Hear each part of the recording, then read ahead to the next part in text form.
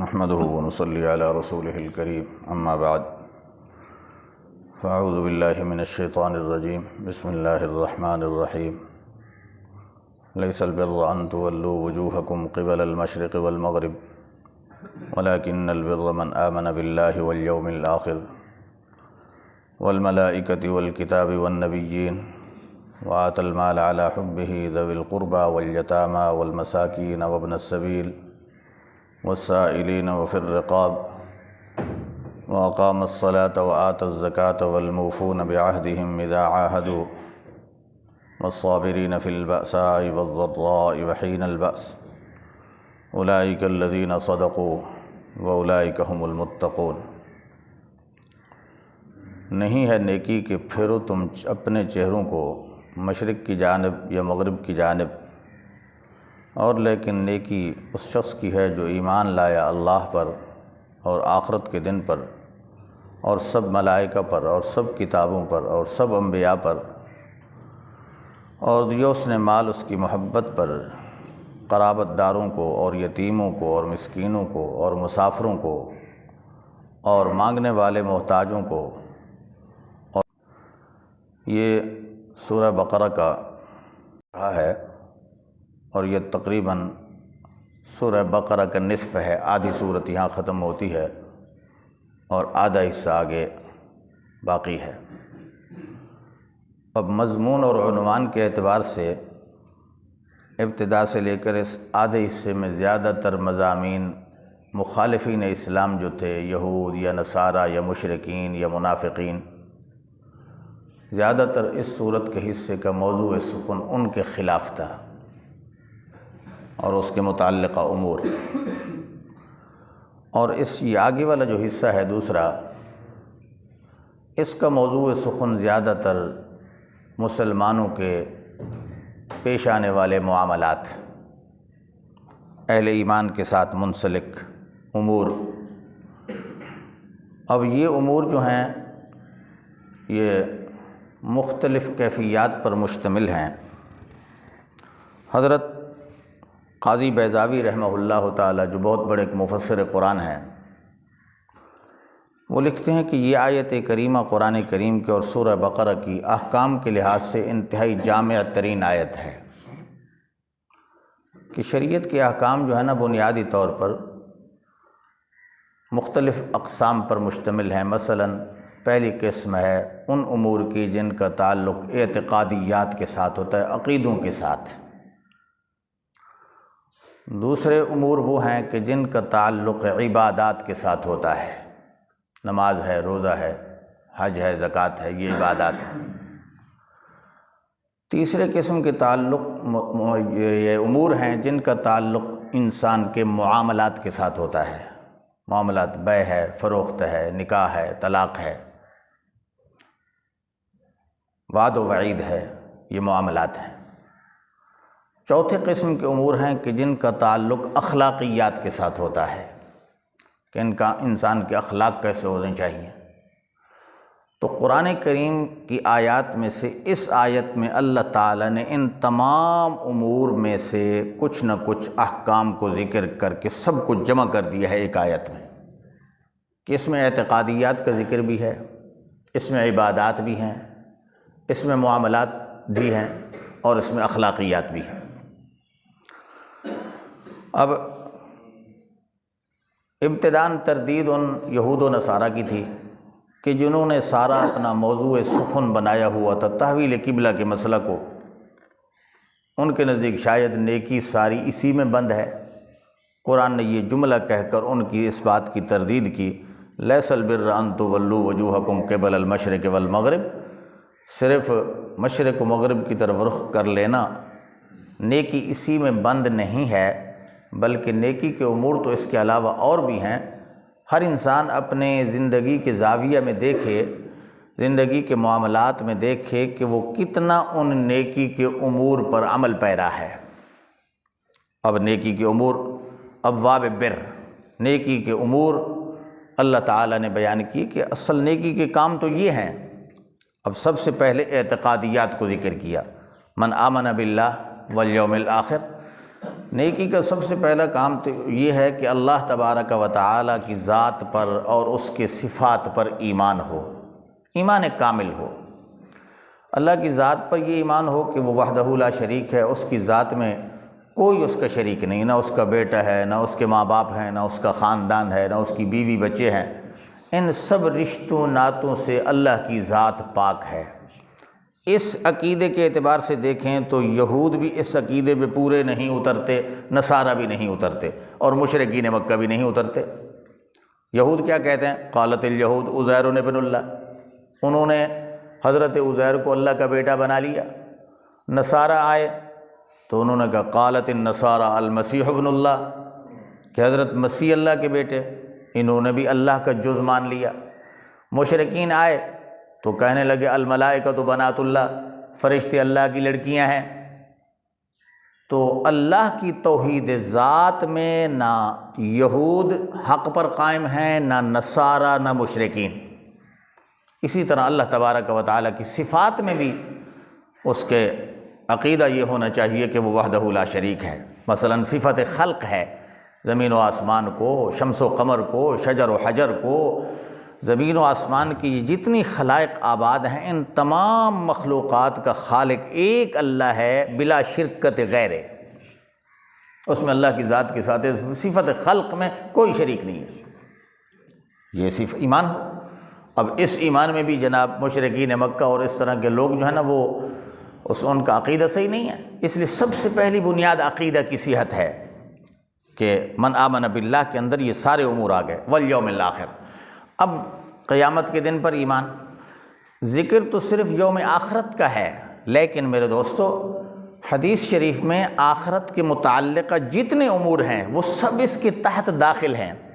آخرت کے امور مثلا مرنے کے بعد دوبارہ ہم نے زندہ ہونا ہے، ہم نے زندہ، ساری انسانیت نے زندہ ہونا ہے۔ قرآن و سنت نے یہ نظریہ دیا ہے، اس پر بھی ایمان ہو۔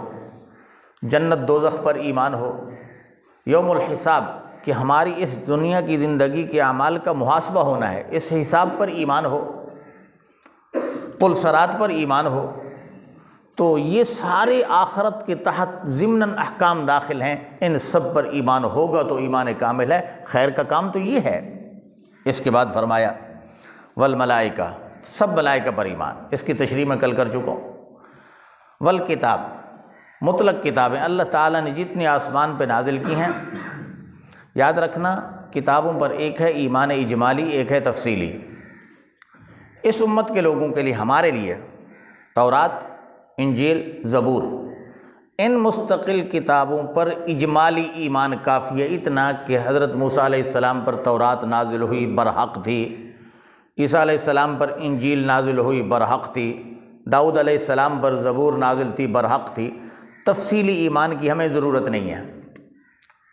البتہ قرآن کریم جو آخر الزمان صلی اللہ علیہ وسلم پر یہ کتاب نازل ہوئی، اس پر اس امت کے لوگوں کو ایمان تفصیلی کی ضرورت ہے، کیونکہ قیامت تک آنے والی نسل انسانیت کے لیے احکام اور زندگی گزارنے کا طور طریقہ جو قرآن نے ذکر کیا ہے، یہی حجت ہے۔ تو اس پر تفصیلی ایمان ہوگا تو عمل ممکن ہوگا، اگر تفصیلی ایمان نہیں ہے تو پھر عمل ممکن نہیں ہے۔ اس لیے قرآن پر تفصیلی ایمان ہونا ضروری ہے۔ اور باقی کتابیں چونکہ قرآن آنے کے بعد منسوخ ہیں، اس لیے ان پر عمل کی ضرورت نہیں ہے۔ ہاں، ان کے وہ احکام جو قرآن اور تورات یا قرآن اور انجیل یا قرآن اور زبور میں مشترک ہیں، ان پر عمل کریں گے تو وہ ہم عمل قرآن کی حیثیت سے کریں گے، تورات و انجیل اور زبور کی حیثیت سے نہیں۔ کیوں کہ وہ کتابیں اب منسوخ ہو چکی، وہ اب قابل عمل نہیں ہیں۔ اس لیے ان پر اجمالی ایمان رکھنا کافی ہے، اور قرآن کریم پر تفصیلی ایمان ہونا چاہیے۔ والنبیین، سب انبیاء پر، یہاں تک اللہ تعالیٰ نے عقائد کو ذکر کیا، امور شریعت کا پہلا حصہ۔ نمبر 2، وآت المال علی حبہ ذوی القربیٰ، یہاں سے دوسرا حصہ عبادات کو ذکر فرما رہے ہیں۔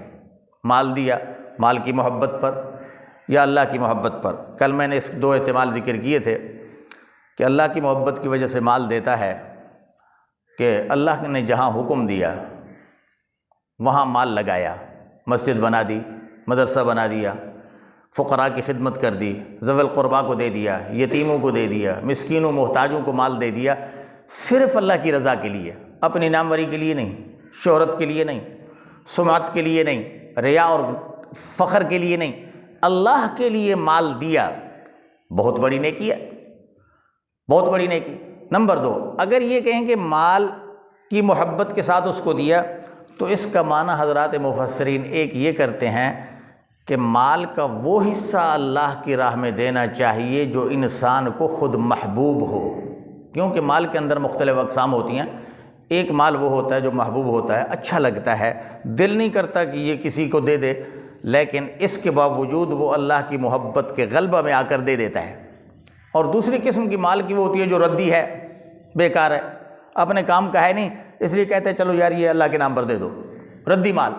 تو ردی مال دینا اللہ کے راستہ میں یہ اتنا خیر کا کام نہیں جتنا عمدہ مال دینا۔ قرآن نے فرمایا لن تنالوا البر حتى تنفقوا مما تحبون، تمہیں وہ نیکی حاصل نہیں ہو سکتی اس وقت تک جب تلک مال کی وہ چیز نہ دو جو تمہارے دل کا جز یا ٹکڑا نہیں ہے، تمہیں محبوب نہیں ہے۔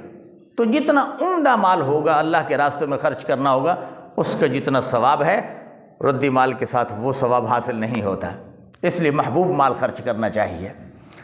اچھا جی، اس کے بعد فرمایا کہ یہ مال دیتا ہے قرابت داروں کو، یتیموں کو، اور مساکین کو، اور مسافروں کو، والسائلین، اور مانگنے والوں کو۔ مانگنے والے سے مراد ایک ہے مانگنے والا بھکاری اور عادت والا شخص، اور دوسرا ہے کہ جس کی عادت اور پیشہ تو نہیں ہے، البتہ وہ مجبور ہے، وہ مجبور ہے، محتاج ہے۔ فرمایا ایسے محتاج کو مال دینا بہت بڑا خیر کا کام ہے۔ تو انسان کو چاہیے کہ مال ایسے امور پہ خرچ کرے کہ مثلا محلے میں رہنے والے انسانوں کو انسان جانتا ہے کہ ایک انسان سفید پوش ہے، نمازی بھی ہے، متقی بھی ہے، نیک صالح بھی ہے، لیکن اس کے وسائل اتنے نہیں، اسباب نہیں ہیں، وہ مانگتا کسی سے نہیں ہے۔ ایسے شخص کو تلاش کر کے مال دینا بہت بڑی نیکی ہے۔ ایک حدیث میں آتا ہے، آپ صلی اللہ علیہ وسلم نے ارشاد فرمایا لا یاکل طعامک الا تقی، کہ تمہارا طعام نہ کھائے مگر متقی شخص۔ اگر آپ حلال کی کمائی، محنت کی کمائی کسی نشئی کو دے دیں گے، کسی شرابی کو دے دیں گے، تو وہ یقیناً آپ کی حلال کمائی سے نشہ کرے گا، وہ حرام کھائے گا، وہ حرام کاری میں لگائے گا۔ اس سے بہتر ہے کہ آپ کسی نیک اور متقی انسان کو دیں تاکہ وہ اپنی ضروریات میں خرچ کرے، نیکی کرے، تو آپ کو اس کی نیکی بھی اجر اور ثواب مل جائے گا۔ اس لیے اپنے مال کو خرچ کرتے وقت ان امور کا خیال رکھیں کہ آپ مال کس کو دے رہے ہیں۔ آیا وہ متقی نیک صالح شخص ہے، اس کو امور خیر میں خرچ کرے گا۔ ایک واقعہ یاد آیا، حضرت پیران پیر شیخ عبد القادر جیلانی رحمہ اللہ کے متعلق آتا ہے کہ ایک شخص پیسے کی گٹھڑی لے کر آیا کہ حضرت یہ قبول فرمائیں۔ حضرت شیخ عبد القادر جیلانی نے کہا بھئی میں تو قبول نہیں کرتا، مجھے ضرورت ہی نہیں ہے۔ تو کہتے ہیں پھر کیا کروں؟ فرمایا باہر چلے جاؤ، راستہ میں کھڑے جاؤ، جو شخص پہلے آ جائے اس کو دے دینا۔ اب وہ شخص گیا، باہر کھڑا ہوا تو ایک شخص گزرا، اس نے پیسے، وہ اچھی خاصی مقدار تھی، اس کو دے دی۔ اب پھر اس کا پیچھا کیا کہ یہ پیسے کہاں خرچ کرتا ہے۔ جب تحقیق کی تو اس نے اسی پیسے سے شراب خریدی، زنا کے اڈے میں گیا، عیاشی کی، بدکاری کی، اور اس طرح پیسہ بدکاری کے کاموں میں لٹا دیا۔ وہ بندہ حضرت شیخ عبد القادر جیلانی رحمہ اللہ کے پاس آتا ہے کہ حضرت آپ نے مجھے لین دی، راستہ دیا کہ وہاں جا کر کھڑے ہو جاؤ، جو بندہ ہے اس کو دے دینا۔ میں نے وہ پیسہ دیا، وہ تو شرابی زانی قسم کا آدمی تھا، وہ لے گیا، میرا پیسہ سارا برباد کر دیا۔ حضرت شیخ کا جواب سنیے۔ شیخ عبد القادر جیلانی رحمہ اللہ فرماتے ہیں کہ بھائی پیسے کی ہیں دو بنیادیں، ایک ہے مدخل، ایک ہے مخرج۔ پیسے کے آنے کا راستہ اور پیسے کے جانے کا راستہ۔ اگر پیسے کی آمد حلال ہو تو اللہ مخرج بھی حلال دیتے ہیں، اگر پیسے کا مدخل حرام ہو تو مخرج بھی حرام ہوتا ہے۔ اس سے پتہ چلتا ہے کہ آپ کا مدخل ہی حرام ہے۔ اس بندے نے واقعتاً کہا کہ حضرت میں اللہ کے لیے معافی مانگتا ہوں کہ میرے پیسے کی آمدنی کا حرام کا سلسلہ تھا، اس وجہ سے اللہ تعالیٰ نے مخرج بھی ایسا دیا ہے۔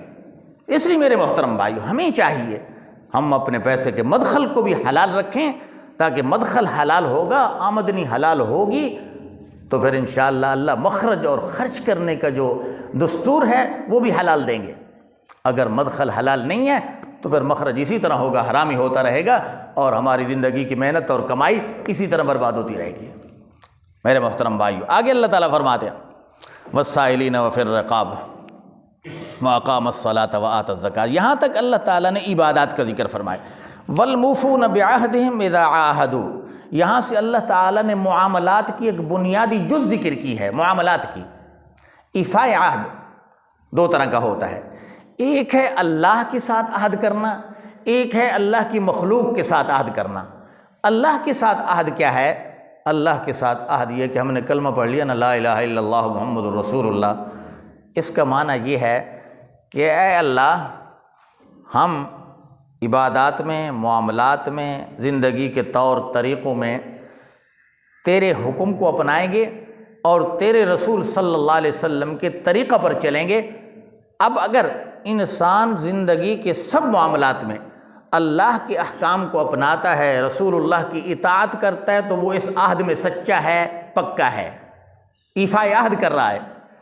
اور اگر وعدہ تو اللہ سے کیا کہ میں تیرے حکم کو مانوں گا، لیکن نہ نماز کے قریب آتا ہے، نہ جناب روزے کے قریب آتا ہے، نہ طاقت کے باوجود حج کرتا ہے، نہ مالدار ہونے کے باوجود زکوٰۃ دیتا ہے، زنا بھی کر لیتا ہے، چوری بھی کر لیتا ہے، دو لوگوں پر ہر حرام کا ارتکاب کرتا ہے اور احکام کو بجا نہیں لاتا، تو یہ اللہ کے اس عہد کو توڑ رہا ہے۔ اسی کو نفاق کہتے ہیں۔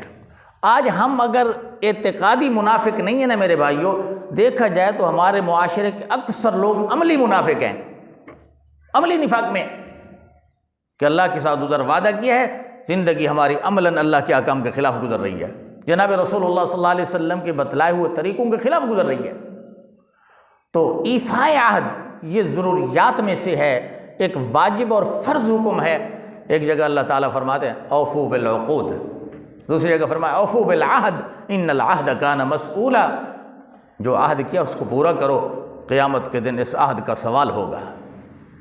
اب اللہ کے عہد کو بھی پورا کرو، مخلوق کے ساتھ جو عہد کیا اس کو بھی پورا کرو۔ جب ان عہد کو پورا کریں گے تو اللہ تعالیٰ اعمال کی توفیق دیں گے۔ اللہ تعالیٰ سے دعا ہے اللہ تعالیٰ ہمیں ان احکام پر عمل کی توفیق عطا فرمائے۔ کل بھی امید ہے کہ انشاءاللہ اسی آیت پر ہی کچھ اور چیزیں عرض ہوں گی۔ اللہ تعالیٰ عمل کی توفیق دیں۔ وآخر دعوانا ان الحمد للہ رب العالمین۔